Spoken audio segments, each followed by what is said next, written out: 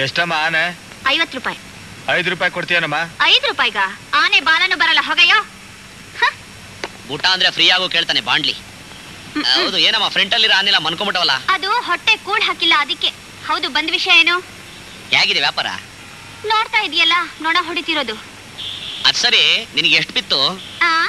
17 ತುಂಬಿ 18ಕ್ಕೆ ಬಿತ್ತು. ನಾನ್ ಕೇಳಿದ ವಯಸ್ಸಲ್ಲ, ಒಂದ್ ಆನೆಗೆ ಎಷ್ಟು ಬಿತ್ತು ಅಂತ.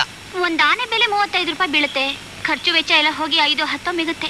ಒಂದ್ ದಿನಕ್ಕೆ ಎಷ್ಟು ಮಾರ್ತೀಯಾ? 4 ಹೋದ್ರೆ ಹೆಚ್ಚು. 4? ಇಲ್ಲಿ ಹೋಲ್ಸೇಲ್ ಆಗಿರೋನೆಲ್ಲ ಮಾರಿ ಅದ್ರಲ್ಲಿ ಬಂದಿರೋ ದುಡ್ಡನ್ನ ತಗೊಂಡು ಕಾಯಿಲೆ ಇರೋ ನಿಮ್ಮ ಅಜ್ಜಿಗೆ ಟ್ರೀಟ್ಮೆಂಟ್ ಕೊಡೋ ಅಷ್ಟರಲ್ಲಿ ನಿಮ್ಮ ಅಜ್ಜಿ ರೇಟ್ ಹೇಳ್ಬಿಟ್ಟಿರ್ತಾರೆ. ಬಿಡ್ತೋನು, ನಮ್ಮ ಅಜ್ಜಿಗೋಸ್ಕರನೇ ನಾನು ಇಷ್ಟೆಲ್ಲ ಕಷ್ಟಪಡ್ತಿರೋದು. ಡೋಂಟ್ ವರಿ, ನಾನೊಬ್ಬ ಬಕ್ರಾನ ಕಳಿಸ್ತೀನಿ, ಹೋಲ್ಸೇಲ್ ಆಗಿ ಅವ್ನಿಗೆ ಹಾಕ್ಬಿಡು. ಕೇಳಿದ್ರೆ 100 ರೂಪಾಯಿ ಕಮ್ಮಿ ಕೊಡ್ಬೇಡ. Just A minute.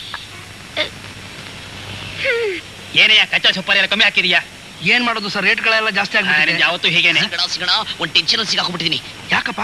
ಏನಿಲ್ಲ, ಒಂದ್ 5 ಗೋಲ್ಡ್ ಬಿಸ್ಕೆಟ್ ಸಿಕ್ತು. ಅದನ್ನ ಏನ್ ಮಾಡ್ಬೇಕು ಅಂತ ಗೊತ್ತಾಗ್ಲಿಲ್ಲ. ಪೊಲೀಸ್ ಒಂದ್ ಬೇರೆ ಫಾಲೋ ಮಾಡ್ತಾರೆ. ಆ ಹುಡುಗಿ ಆನೆ ಮಾಡ್ತಾಳ ಗೋಲ್ ಕುತ್ರ, ಆ ತೂತೊಳಗಡೆ ಹಾಕ್ಬಿಟ್ಟಿದೀನಿ. ಏನಾರು ಮಾಡಿ ಎತ್ಕೋಬೇಕು, ಹೆಂಗೋ ಮಾಡುದು?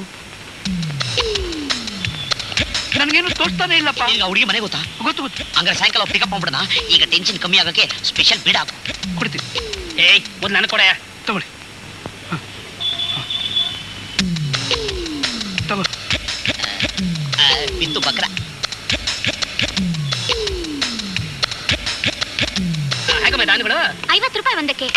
ಹಾ ಎಷ್ಟಿದೆ ಎಲ್ಲ? 30 ಹೇಳಿದೆ. 37. 1850 ರೂಪಾಯಿ ತಗೋ. ಇದ್ರಲ್ಲಿ 2000 ರೂಪಾಯಿ ಇದೆ. ಈ ಬೆಡ್ಶೀಟ್ಗೆ 150 ರೂಪಾಯಿ ಎಲ್ಲ ನೀನೇ ಇಟ್ಕೊ ಹೋಗ್.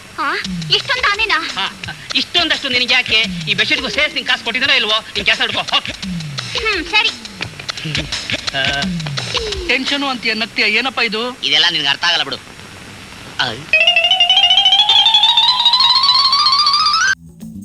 Like, share and subscribe to TV Next Kannada.